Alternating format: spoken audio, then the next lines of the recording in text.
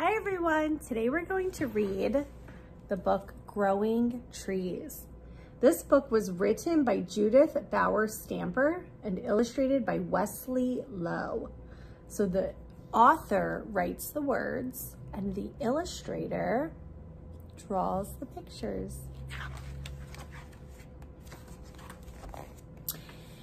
This is a picture of my tree and me. We've been growing up together for a whole year. Who is taller?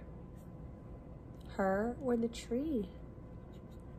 The tree is taller.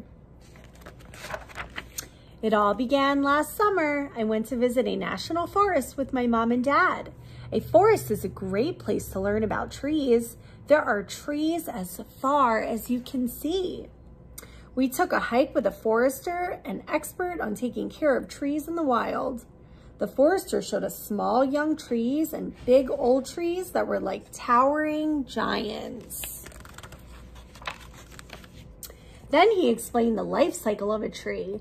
It all starts out with a seed. In the spring, the warm sun makes the seed germinate or begin to grow. The seed sprouts a small root that grows down into the ground. The root absorbs water and minerals from the soil. Next, a small stem pushes up out of the ground and grows 2 tiny seed leaves. The leaves use sunlight to give the tree energy to grow. A new growth called a shoot appears at the tip of the stem. Larger leaves grow from the shoot. The seedling is on its way to becoming a tree. So here are the stem. This is the stem, the roots, the shoot, and the leaves.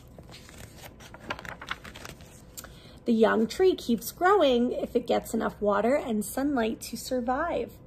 In its next year of life, the tree grows buds that may turn into leaves. So in the second year of the tree's life, soon the tree has branches, a woody trunk, bark, and lots of leaves. Each year, the tree grows taller and its trunk gets wider. A forester can tell how old a tree is by counting its rings. A tree trunk has 1 ring for each year it has been alive. This tree was more than 100 years old. How did he know it was more than 100 years old? What did they count? They counted the tree's rings. A forester can also find out how old a living tree is by using a tree borer, a tool that takes out a small part of the tree without hurting it.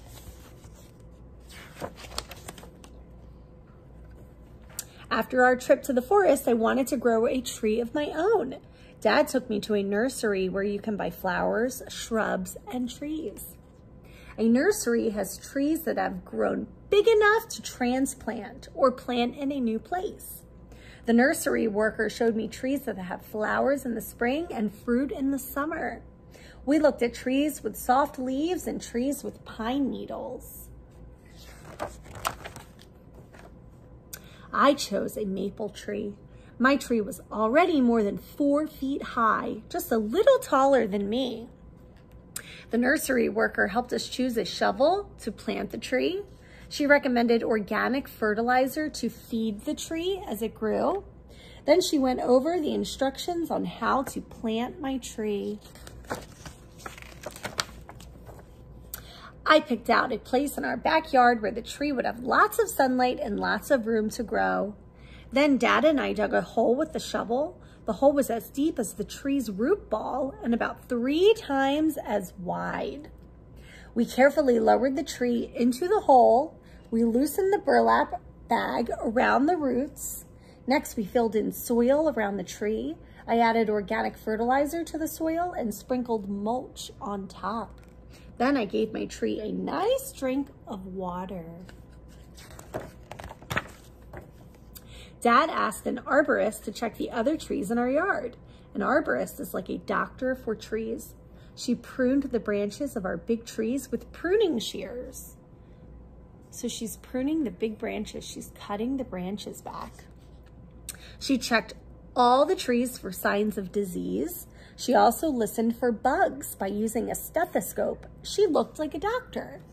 So that's a stethoscope there. If you've ever been to the doctor, they use this to listen to your heartbeat. She's using it for what?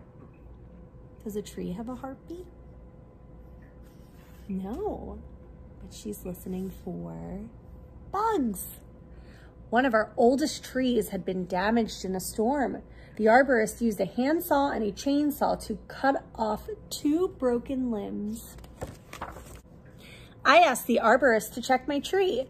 She said it was doing just fine. She added a stake to help it grow up straight. When the weather turned cold, my tree's green leaves turned bright red. Then they twirled down to the ground. Is this a deciduous tree or an evergreen tree?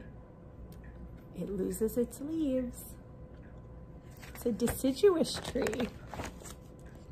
The next spring, my tree grew buds that turned into leaves. Over the summer, it grew branches with more leaves. Its trunk grew thicker. Close up of a red maple branch with buds on in the spring. So this is what close up the branch looks like with the buds. This is a leaf from my red maple tree. It has 3 lobes that have saw-toothed edges. So these are called saw-toothed edges. That's interesting. This is the stem and the lobe. This is the bark on the outside of the tree and ridges in the bark. The bark is dark gray and rough with little ridges. All summer, I watered my tree and checked it for insects. It just kept growing. Why do you think she checked it for insects? Are insects helpful or harmful to trees? What do you think? Yeah, they can be harmful. The arborist said that my tree could grow 60 feet high. That's taller than my house. Look at my tree now. It's much taller than I am. If I take good care of it, it will be around for a long, long time. A tree is a great friend to grow up with. Do you have trees outside of your house? Are they taller than you or shorter than you? You can plant a tree too. Which tree would you choose? This is an oak tree, a palm tree. Palm trees grow where it's really warm. The climate is hot all year long, like Florida and in the Caribbean. This is a pine tree. A pine tree is an evergreen tree. It doesn't lose its sprigs in the wintertime.